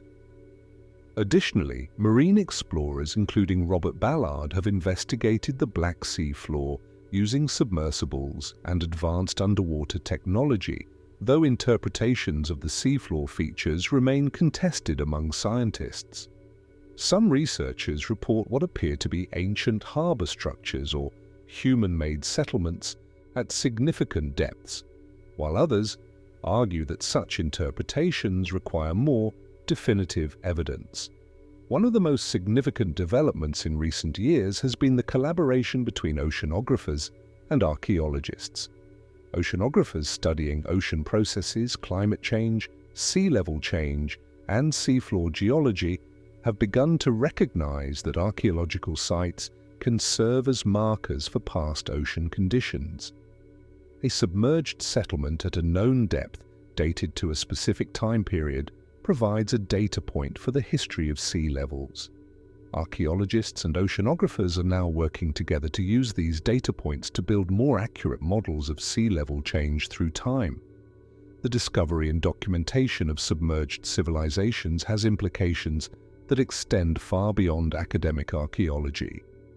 As modern sea levels continue to rise due to climate change, the question of how human societies can adapt to and survive sea level change becomes urgent and immediate. The study of how ancient peoples coped with sea level changes, adapted to subsiding coastlines, and managed life in vulnerable coastal zones offers lessons that may be relevant to contemporary challenges. We have now visited numerous submerged and submerging civilizations across the world. We have seen how they were drowned by rising seas, by earthquakes, by tectonic processes beyond human comprehension or control. We have considered how we know what we know about these places.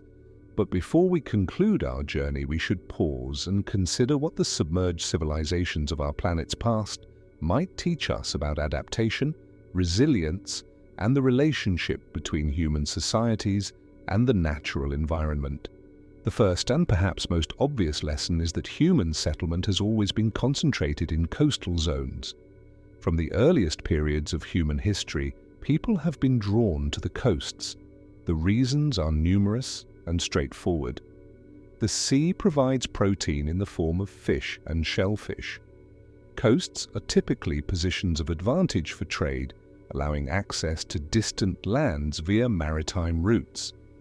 River mouths, where rivers meet the sea, are particularly favorable places for settlement, offering both fresh water and access to the sea. Coastal zones, particularly in warmer climates, tend to have productive ecosystems that support diverse resources. Yet coastal zones are also inherently vulnerable. They are subject to sea level change, to tidal forces, to storms and tempestuous weather. They are sensitive to tectonic processes. For all their advantages, coastal zones present real risks. Yet human societies, time and again, made the choice to settle in these risky places. They valued the advantages highly enough to accept the disadvantages. This pattern of coastal settlement, despite its risks, suggests that humans are adaptable creatures capable of living with uncertainty and responding to environmental challenges. The civilizations we have studied, from Atlit Yam to the Indus Valley cities, from Mediterranean port cities to Pacific island communities, all managed to maintain viable settlements in vulnerable coastal zones for periods ranging from centuries to thousands of years. They did so by developing technologies, social systems, and knowledge practices specifically adapted to their environments. The Indus Valley civilization's sophisticated water management systems, for instance, represented a sophisticated understanding of hydrological processes and an ingenious engineering response to an uncertain climate. The monsoon winds of the Indian Ocean created reliable patterns that maritime traders learned to exploit. The navigation knowledge of Pacific Island peoples, which allowed them to voyage across vast distances of open ocean, was an adaptation to a particular environmental reality. A second lesson is that environmental change, even dramatic environmental change, does not necessarily lead to the complete disappearance of human populations. When the sea rose and claimed coastal plains, people did not vanish. They migrated, they adapted, they developed new settlements in new locations. The Lucayan peoples of the Caribbean, for instance, continued to flourish on islands even as the configuration of those islands changed due to sea level fluctuations. Pacific Islanders maintained complex trade networks and cultural connections across waters that separated formerly connected lands. It would be naive to minimize the human cost of these transitions. Archaeological evidence suggests that periods of environmental disruption, droughts, sea level changes, tectonic disturbances were often accompanied by cultural disruption, by periods of reduced settlement, by changes in social organization. But populations generally persisted and eventually re-established complexity and stability. This suggests that human resilience is robust, at least when populations have adequate time to adjust and when alternative environments are available. When faced with a gradually changing climate, people can respond by developing new technologies, by moving to new locations, by modifying their social and economic systems. The timescale matters enormously. Changes that unfold over generations allow for adaptive responses. Changes that occur suddenly, catastrophic earthquakes, the Cascadia earthquake of 1700, the eruption of Vesuvius, are more destructive in the short term, though even these are survivable if the population as a whole is not completely eliminated. A third lesson concerns the importance of environmental knowledge in maintaining sustainable coastal settlements. The peoples who successfully maintained settlements in coastal zones for long periods did so because they had accumulated detailed knowledge about their environments. They understood seasonal patterns, the behavior of weather systems, the productivity of particular resource zones. This knowledge was embedded in stories, in ritual practices, in the social organization of communities. The oral traditions of Pacific peoples, for instance, recorded the locations of islands, the routes between them, the seasonal patterns of weather and sea conditions. This information was literally embedded in elaborate navigation charts that could be recited and verified by subsequent generations. In this sense, navigational knowledge was both practical and cultural. To maintain the knowledge was to maintain cultural identity, and to maintain cultural identity was to maintain the ability to navigate successfully. When environments changed, when sea levels rose and islands were reconfigured, when new lands became accessible, this knowledge had to be updated. New routes had to be learned, new islands explored and mapped. But the fundamental practice, the systematic observation and recording of environmental information, remained consistent. A fourth lesson is that the submerged and submerging cities remind us of the profound, long-term instability of environmental conditions on Earth. The assumption which many people hold that environmental conditions are essentially stable, that the world we see today is the world that will exist for our children and grandchildren, is demonstrably false when we look at deep time. Sea levels have fluctuated dramatically, coastlines have advanced and retreated, entire ecosystems have shifted, climate has changed substantially on timescales ranging from decades to millennia. This is not to say that changes in the contemporary period are not significant or concerning. The current rate of sea level rise, driven by human-caused climate change, is faster than most natural historical processes. But from a long-term perspective, environmental change is the norm, not the exception. Human societies that have successfully adapted to changing environments, and all successful human societies have done so, share certain characteristics. They maintain flexibility in their settlement patterns and resource use. They accumulate detailed environmental knowledge. They develop social systems that can respond to disruption. They maintain connections across distance, allowing for knowledge exchange and the possibility of migration when necessary. A fifth lesson involves the relationship between cultural memory and environmental change. Many ancient mythological traditions include flood narratives or stories of coastal disaster. The Epic of Gilgamesh contains an account of a great deluge. The Bible contains the story of Noah's flood.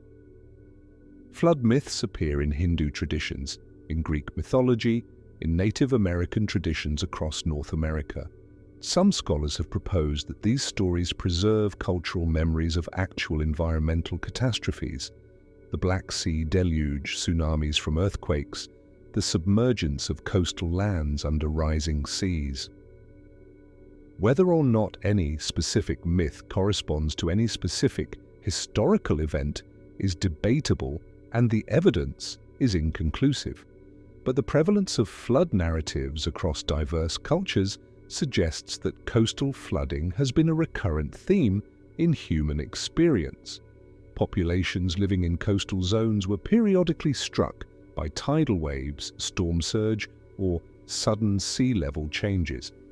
These events would have been memorable, traumatic, and potentially transformative of cultural belief systems.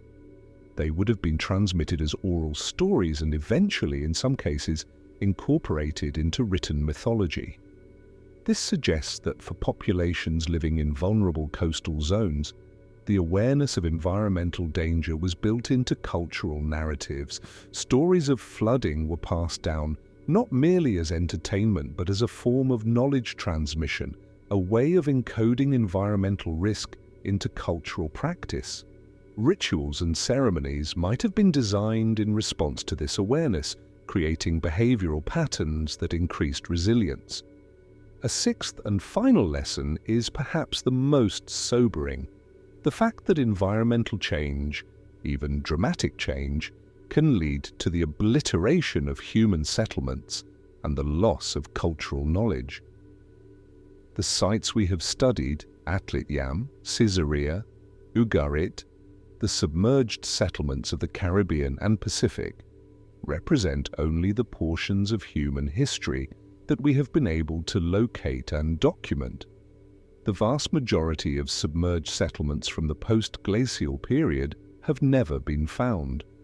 They rest on the continental shelves in deep ocean basins, covered with sediment, possibly unrecognizable as human artifacts to the untrained eye.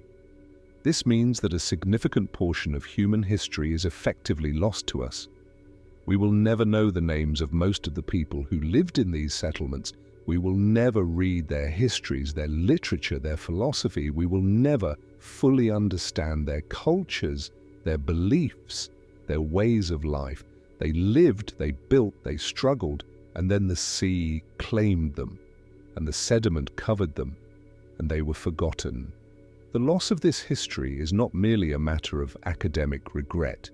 It represents the loss of knowledge, of solutions to problems that we might still be grappling with. If a coastal population 4,000 years ago developed a successful system for living sustainably in a flood-prone environment, adapting to sea level changes, managing resource use so as not to deplete local stocks, building social systems resilient to environmental disruption. These solutions were lost when that population and its settlements were submerged. Their knowledge, preserved nowhere but in their practices, vanished. In our contemporary moment, facing the prospect of accelerating sea level rise, mass migration from coastal zones, and the need to develop more sustainable and resilient approaches to coastal habitation, we might benefit from the accumulated knowledge of the peoples who lived in coastal zones before us. But most of that knowledge is literally underwater, buried beneath sediment and sand, inaccessible to us. As we prepare to surface from our deep descent into the underwater past, we must confront a present-day reality that connects us directly to the submerged civilizations we have studied. The processes that drowned Atlit Yam, that subsided the cities of Caesarea and Paphos, that will eventually submerge the low-lying islands of the Pacific, these processes are not merely historical curiosities or matters of academic interest. They are active in the world today, and they are accelerating in ways that demand our attention. The contemporary rise in sea level is one of the most visible and measurable indicators of global climate change. Over the past century, sea levels have risen approximately 8 inches, or about 20 centimeters.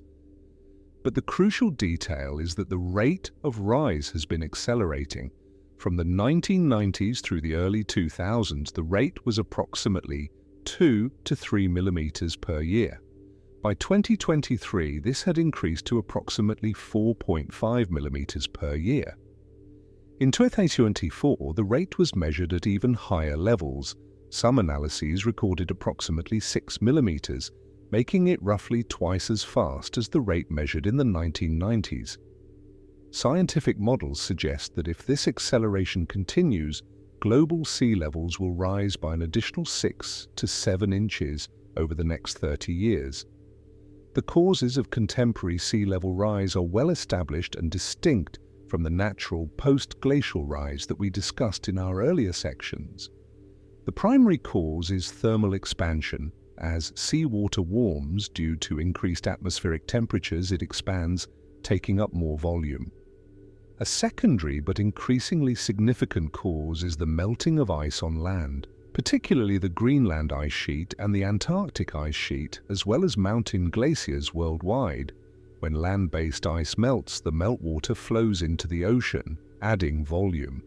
Sea ice, by contrast, does not contribute to sea level rise when it melts because it is already floating in the ocean and thus already displacing water. The Greenland ice sheet, which contains enough water to raise global sea levels by about 23 feet, if completely melted, is losing ice at an accelerating rate. Scientists monitoring the ice sheet using satellite data have observed that the rate of ice loss has approximately tripled over the past 2 decades. The Antarctic ice sheet, containing far more ice than Greenland, enough to raise sea levels by nearly 200 feet if fully melted, is also losing mass, though the process is somewhat more complicated due to local processes of wind and ocean circulation that affect ice shelves and calving rates. Mountain glaciers worldwide, which are easier to monitor than the polar ice sheets, have been shrinking consistently for at least 150 years, with acceleration in recent decades. The implications of continued sea level rise are profound and far-reaching. Coastal cities worldwide, New York, London, Shanghai, Tokyo, Mumbai, Cairo, Venice, and countless others, are vulnerable to increased flooding. Storm surge during hurricanes, typhoons, and extreme weather events will be amplified by higher baseline water levels. The combination of higher water levels and intense storms will create flooding events that currently occur rarely or never, but will become regular occurrences. Saltwater intrusion into agricultural lands and freshwater aquifers will reduce their productivity, affecting food security in vulnerable regions. Coral reefs and other marine ecosystems that depend on specific water depths and temperatures will be disrupted or destroyed, affecting the fish stocks that millions of people depend on for protein. But the implications extend beyond the merely physical or ecological. They are fundamentally human concerns. Hundreds of millions of people live in coastal zones around the world. If significant portions of these zones become uninhabitable due to sea level rise, The result will be mass migration on a scale unprecedented in modern history. The estimates vary, but some climate scientists and demographers project that sea level rise could displace somewhere between 50 million and 2 billion people this century, depending on how rapidly temperatures rise and how much ice melts. It will create climate refugees, people displaced from their homes not by war or persecution, but by environmental change driven by forces far larger than their individual circumstances. Some of the populations most vulnerable to sea level rise are those with the least capacity to adapt, those living in poverty, in nations with limited resources, in geographical regions already stressed by other environmental challenges. The island nations of the Pacific, which we discussed earlier, are essentially powerless to prevent the seas from rising around them. Countries like Bangladesh, with dense populations living in river deltas vulnerable to both sea level rise and increasing rainfall and flooding from climate change, face extraordinary challenges. The Mekong Delta in Vietnam, the Nile Delta in Egypt, the Rhine-Meuse Delta in the Netherlands, all of these regions home to tens of millions of people are vulnerable to inundation. Small island developing states in the Caribbean, which depend on tourism and fishing for their economic survival, face not only physical inundation but economic disruption as their primary resources, their beaches and marine ecosystems, are degraded by rising seas. Wealthy nations and cities, by contrast, have greater capacity to adapt, though even this capacity has limits. They can build seawalls and other coastal defenses, though such defenses require continuous maintenance and become increasingly expensive as sea levels rise. They can undertake managed retreat, abandoning the most vulnerable areas and relocating residents inland, though this requires enormous investment and raises difficult questions about property rights and compensation. They can invest in drainage systems and other infrastructure to manage increased flooding. These adaptive measures are expensive, sometimes running into hundreds of billions of dollars for major cities, but they are possible for wealthy societies with the political will and economic resources to undertake them. This creates a profound inequity. The populations contributing most to climate change and sea level rise, primarily the wealthy nations of the industrial world, have the means to adapt to its consequences. The populations contributing least to the problem, primarily the poorest nations and communities worldwide, are often the most vulnerable and have the least capacity to adapt. Island nations that have contributed almost nothing to greenhouse gas emissions face existential threats to their continued existence as independent nation-states. Coastal communities in Africa and South Asia that have similarly contributed little to the problem face potential displacement and loss of everything they have.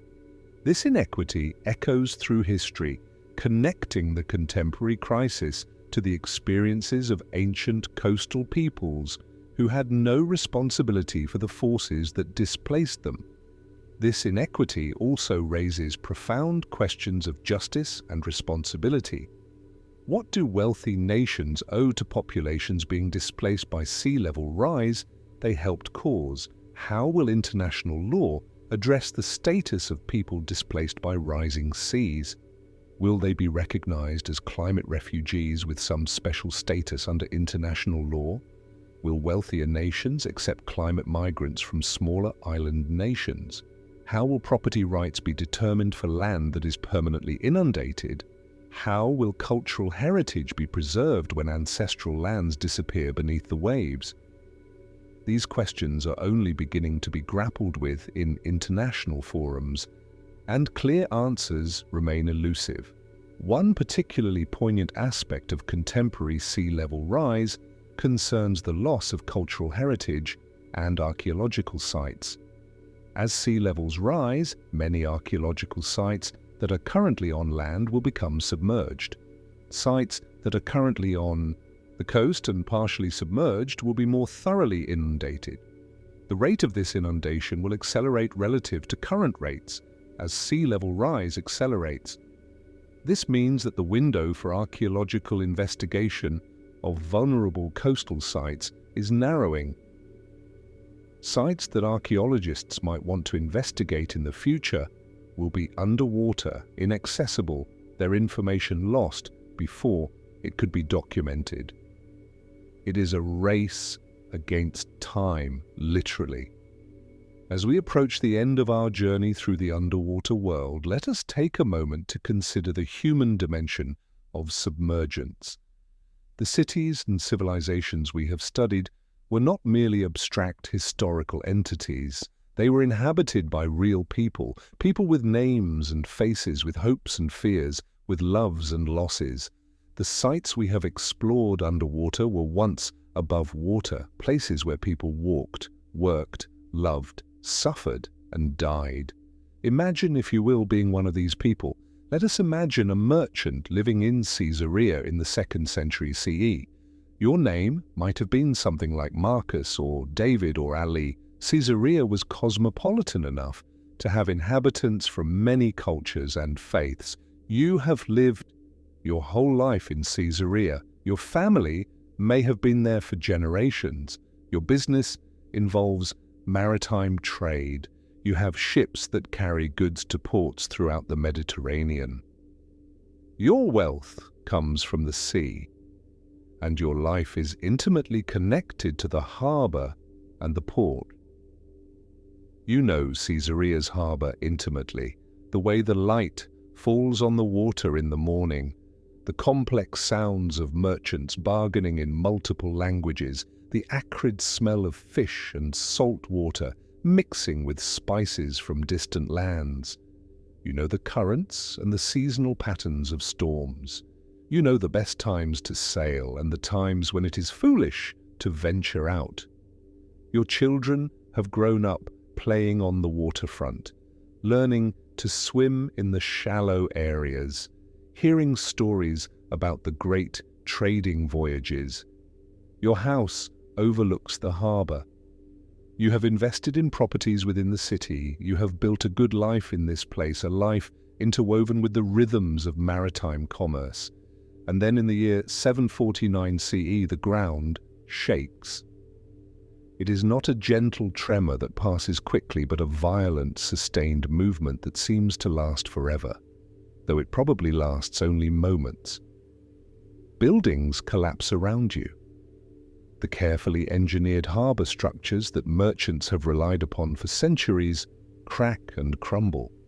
Dust fills the air. The ground beneath your feet seems unstable, alive in a terrifying way. If you survive the initial quake and the subsequent building collapses, you emerge to find your city transformed. The great harbor that defined your existence, that provided your livelihood, has been damaged severely. Portions of the city you knew and loved have sunk into the sea. Perhaps your family survives, perhaps some do not. If you do survive, you face a choice. Remain in Caesarea and attempt to rebuild, investing further in a place that has proven vulnerable, or leave, taking your family inland, away from the sea, abandoning the knowledge and skills and capital you have invested in maritime trade. Many people, we know from the historical record, did attempt to rebuild. Caesarea recovered somewhat from the earthquake, but it was never again what it had been. The great harbour city declined gradually. Trade patterns shifted as merchants sought safer ports, populations moved to other locations. Your world, the world you had known and built a life within, had been irrevocably altered. This scenario was repeated countless times in countless places. The people who lived in Atlit Yam when the sea rose incrementally over decades and centuries, the residents of Ugarit when the tidal waves struck with devastating force, the populations of Mediterranean and Caribbean and Pacific coastal settlements when earthquakes and tectonic events transformed their worlds. All of them experienced the reality of environmental change as a personal, immediate tragedy. They lost their homes, their livelihoods, their sense of place and belonging. Some lost their lives. All of them had to cope with loss and disruption.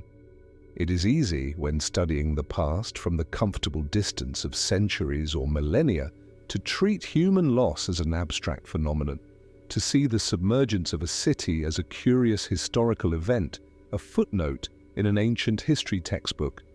But the reality was that real people suffered real losses. Communities that had been built over generations were destroyed or damaged severely. Knowledge and cultural practices were disrupted. Individuals were displaced, and many of them, those who did not successfully migrate to new locations or establish new lives, perished. The continuity of life was interrupted. The archaeological record preserves fragments of this human experience. The burials at Atlit Yam, where people were carefully interred even as the sea was rising, suggest individuals grieving the loss of their place, taking time and care to honor their dead, even in extremis, even as their world was being lost. The bodies preserved in the pyroclastic flow at Herculaneum, frozen in their final moments, speak to sudden disaster and panic. The artifacts scattered on the seafloor at ancient ports tell stories of trade interrupted, commerce halted by catastrophe, the pottery overturned and left behind, the tools dropped and abandoned, the everyday objects that revealed the mundane details of lives. All of these speak to people who lived real lives with real concerns. We can read the material record and reconstruct the events.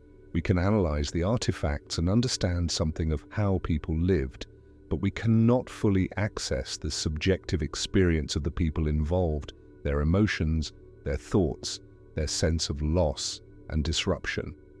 This is a fundamental limit of archaeology. No matter how complete our material record, no matter how sophisticated our analytical techniques, we cannot fully resurrect the inner lives of the people of the past. We cannot know what they thought about when they lay down to sleep at night. We cannot hear the conversations they had with their families about the future. We cannot fully experience their grief or their joy or their ordinary daily concerns.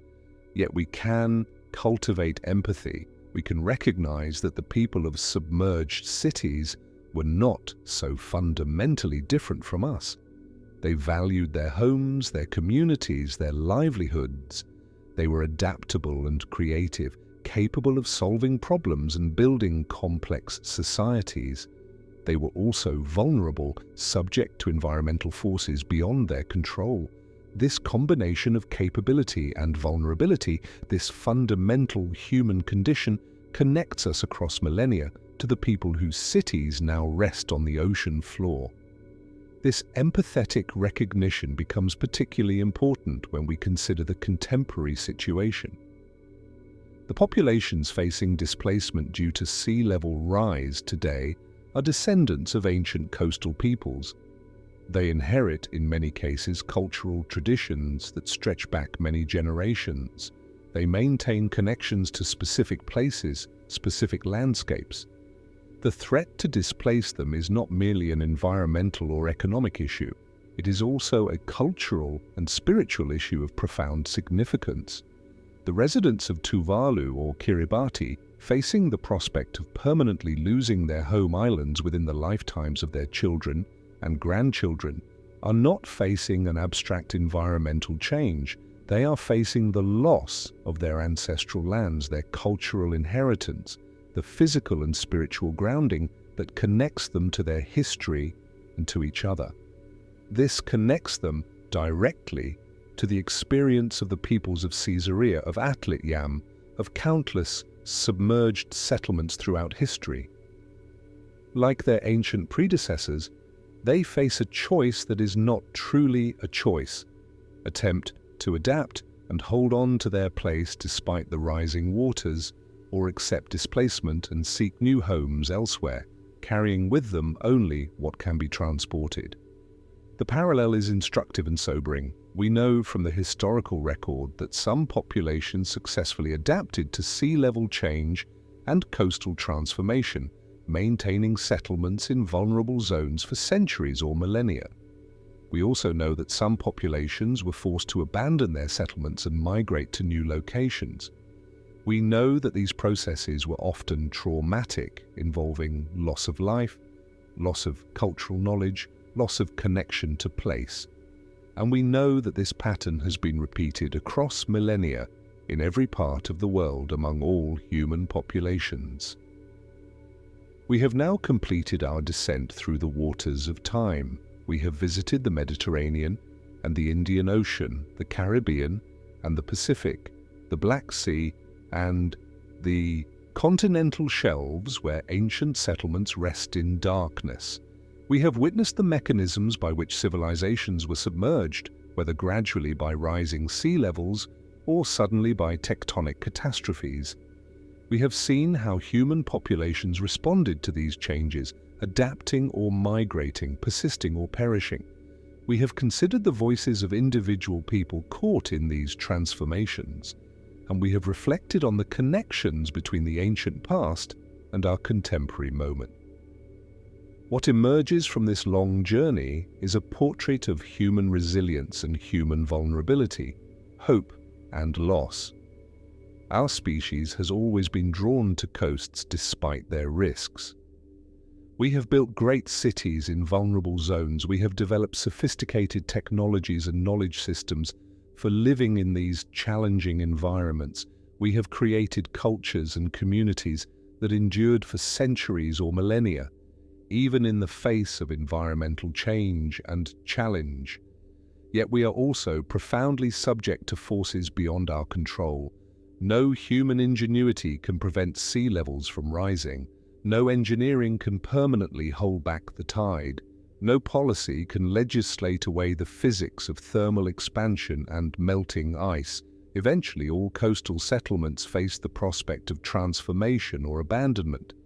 Some cities persist for thousands of years, others last only centuries, but none are permanent. The impermanence of human works is not a tragedy unique to ancient times, but a fundamental feature of existence. This is not a cause for despair, but rather for humility and realism.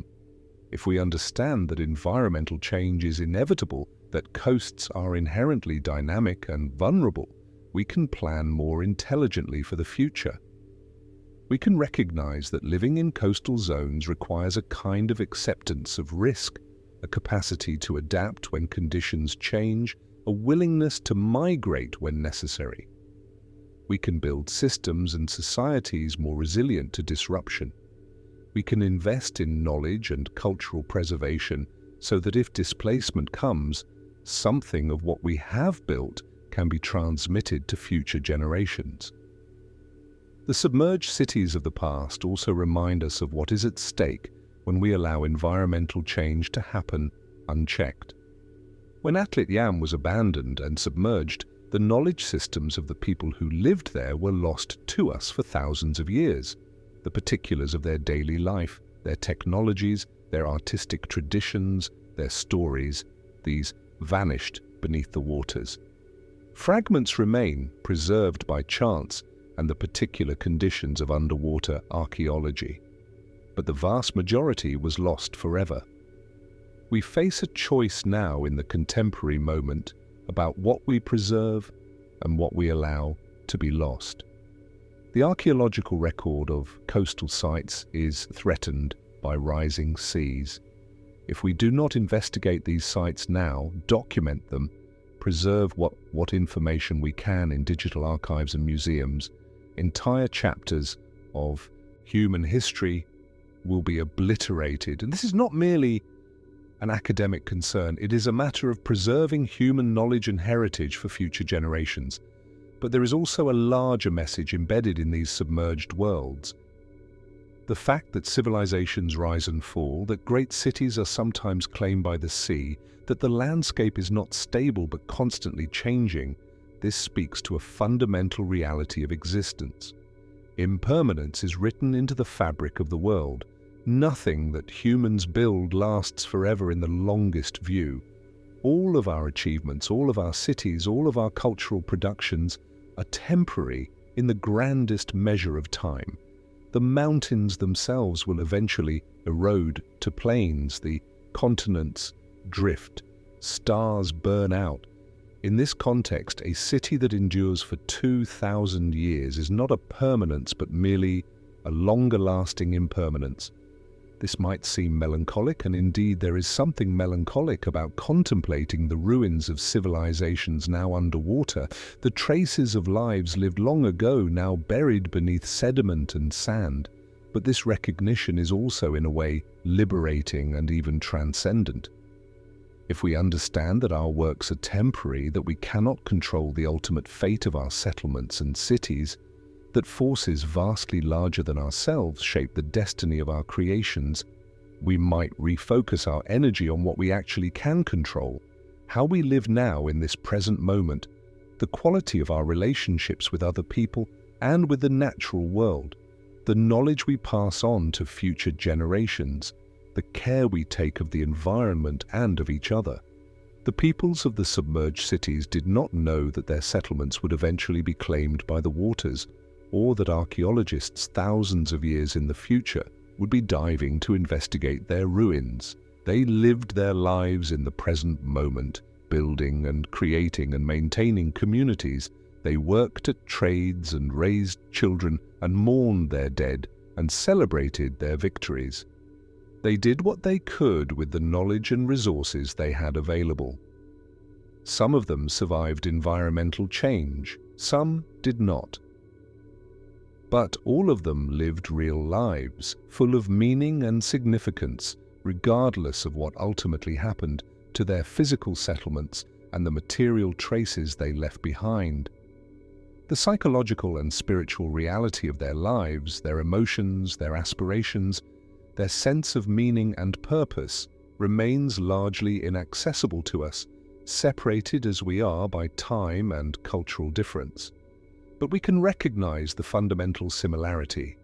We are all creatures of the present moment, making choices, building lives, creating meaning in circumstances that are only partially within our control. As you lie here in the quiet darkness, as the weight of the waters above seems to press gently down, imagine for a moment what it would be like to stand where these submerged cities once stood. To walk the streets of Caesarea before the earthquake subsided it beneath the waves, to hear the sounds of the harbour at Ugarit before the tidal wave struck, the calls of seabirds, the voices of merchants, the creak of ship timbers, the lapping of water against the quays. To stand in the coastal settlement of Atlit Yam as the water slowly rose year after year, encroaching on the familiar landscape, changing what was known into something unknowable. But also imagine what came after. Imagine the survivors trekking inland, searching for higher ground, carrying with them what they could of their culture and knowledge. Imagine new communities forming elsewhere, new settlements established in safer locations, new harbour cities rising in other locations. Imagine the continuity of human life flowing forward, adapting to each new circumstance, building anew from the fragments of what was lost. This is the deep pattern of human history: loss and adaptation, destruction and rebuilding, disruption and renewal. This is the story that the submerged cities tell if we listen carefully with our whole attention. It is a story of loss, yes, but also of resilience, of vulnerability, but also of adaptability, of impermanence, but also of the remarkable persistence of human culture and community across centuries and millennia. As we conclude our journey here in the depths, take with you this recognition that human civilization, for all its apparent permanence and stability, rests always at the edge of transformation. That the very ground beneath our feet may shift and change, that we are never truly secure against the great forces of nature, but also that we have always survived, adapted, persisted, that we carry within us the knowledge and the cultural tools to face uncertainty and change, that we are, at our core, creatures of the shore and the sea, drawn to these vulnerable edges where land meets water and capable of building meaningful lives there, despite the risks and uncertainties. The waters are calm now, the journey is complete, but the story of the drowned cities continues, written in the sediment on the ocean floor, preserved in the memory of cultures, carried forward in each generation that lives upon the vulnerable coasts of our world. And in our hearts, somewhere deep within, we carry the memory of water that rises, of worlds that change, of the necessity of letting go, even as we hold on to what we love. May you sleep well with this knowledge. May you wake with renewed appreciation for the stability of the ground beneath you, however temporary that stability may be.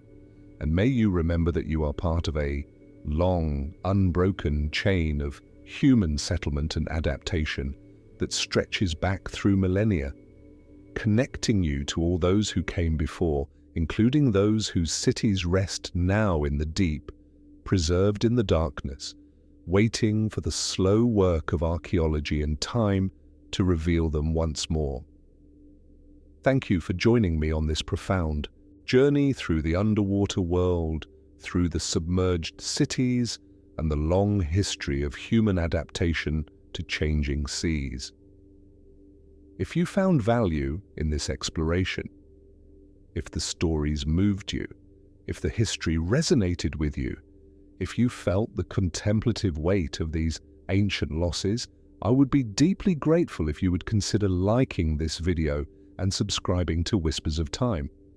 Your support helps me continue to create these long-form historical narratives that I hope provide both information and a sense of peace in an uncertain world. The stories of the drowned civilizations are our stories, stories of places where people lived real lives, where they built communities, where they struggled against the forces of nature and in many cases persisted despite extraordinary challenges. By studying these underwater worlds, we learn not only about history, but about ourselves, about our capacity for adaptation, our vulnerability, and our enduring connection to the coasts and the waters that have shaped human civilization since the beginning. If you have thoughts about the topics we explored tonight, I would love to hear them in the comments below. Where are you listening from tonight? What draws you to these stories of lost civilizations and underwater worlds? What questions do these stories raise for you about our own future, our own relationship with the environment? These conversations, conducted in the comment sections of these videos, are part of what makes this community meaningful to me. Your thoughts and reflections help deepen the dialogue. In your own life, in your own time, may you find moments of reflection and peace. May you appreciate the ground beneath you, and may you also appreciate the waters that surround us. And may you remember that you are part of an extraordinary human story that stretches back through time, connected to all those who came before you, inheritors of their knowledge and their resilience, carriers of their stories into the future. The waters of the world hold many secrets. Some are being revealed through the patient work of archaeologists and oceanographers. Others remain hidden, waiting for future generations to discover them with new technologies and new understanding. But all of these drowned worlds speak to a fundamental truth, that human civilization is both magnificent and fragile, permanent yet always transforming, rooted in place yet always ready to move forward into new landscapes and new challenges. As you drift towards sleep, carry with you the image of these sunken cities. Think of the calm, quiet seafloor, the darkness and the stillness, the sediment that covers the remains of human dwellings. Think of the resilience of the people who built these places and the resilience that lives on in their descendants today. Think of the interconnection between past and present, between those who walk these now submerged streets and ourselves, living on the coasts of our own time, facing our own challenges. Thank you for listening. Thank you for spending this time with me in the depths. Until next time, may your nights be peaceful. May your dreams be rich with history and meaning. May you wake refreshed and ready to face the day ahead. Good night.